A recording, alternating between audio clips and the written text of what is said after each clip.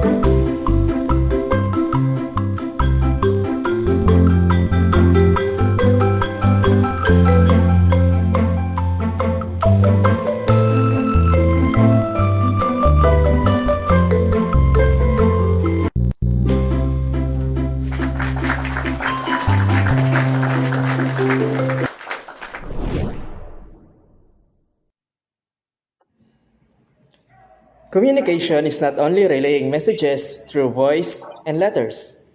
When we do communication, we use many processes called modes. These modes are our way of communicating and creating meaning. This includes the modes of listening, speaking, reading, writing, and viewing. When we combine these modes, we will form multimodal text. Multimodal texts refer to instructional resources that incorporate various modes of communication.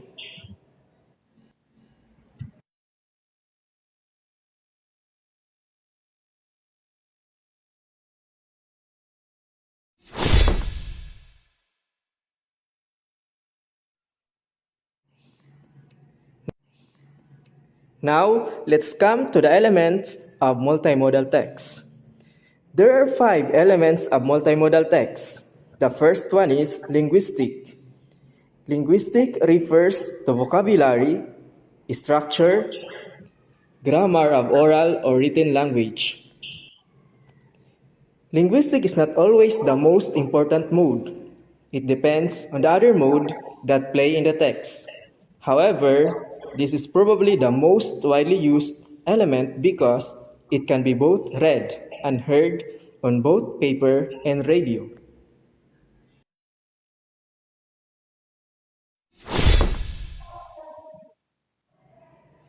Visual is the second element of the multimodal text. It includes colors, vectors, and viewpoint in still and moving images.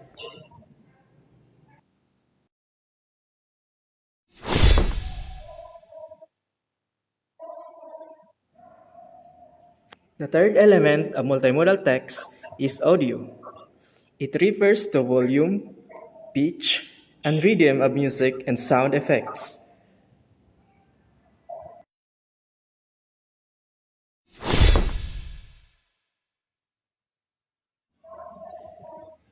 Gestural is the fourth element of multimodal text. It includes movement, facial expression, and body language.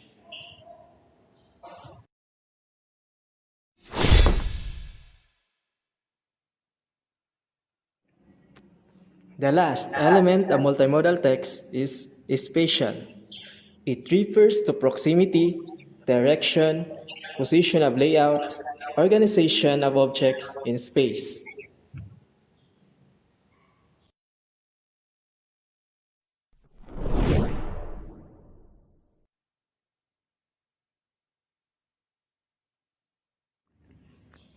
In addition, there are three types of multimodal text. Multimodal texts are often paper-based, live, or digital. Paper-based multimodal texts convey meaning to the reader through varying combinations of visual, written language, and spatial modes. Examples of these are picture books, textbook, graphic novels, comics, and posters. In other words, paper-based multimodal text is something that is printed.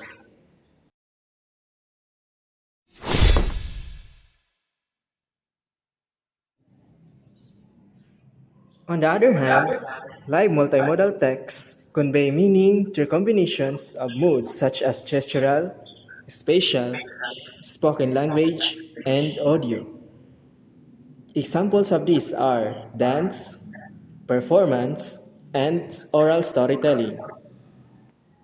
In other words, live multimodal texts involve a presentation in which both the performers and audience are physically present.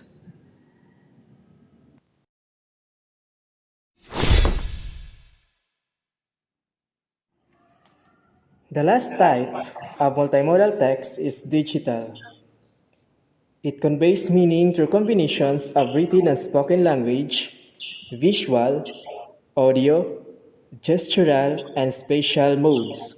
Examples of these are film, animation, slideshows, e-posters, digital stories, and web pages.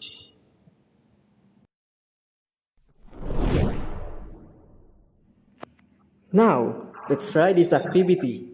I want you to read and answer the questions with your knowledge of the topic discussed. Choose the letter of the correct answer.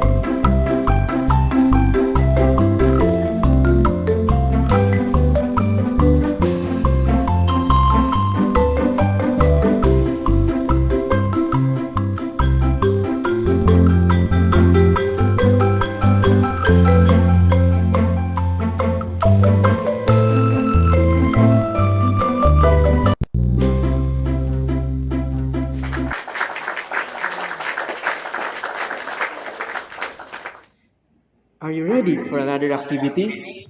Here's the directions. Determine the type of modes using the given pictures.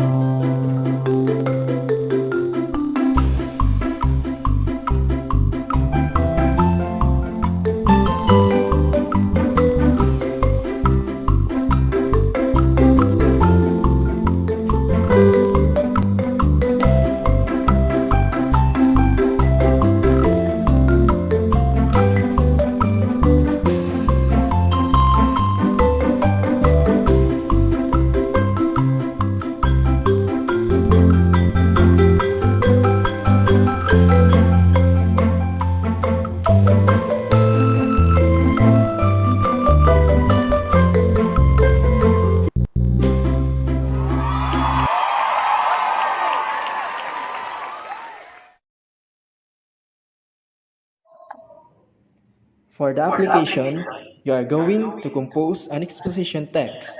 using multimodal text based on the pictures or still images in the next slide.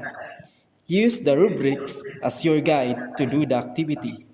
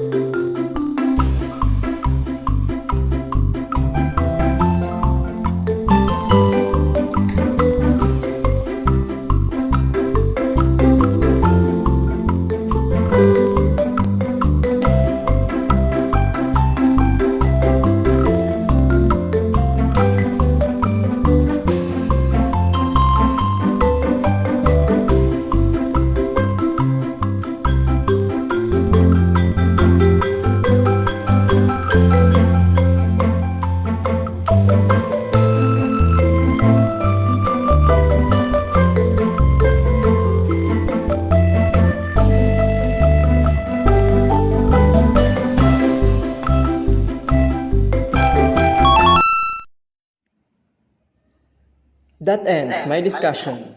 I hope you've learned something today. See you on my next video lesson.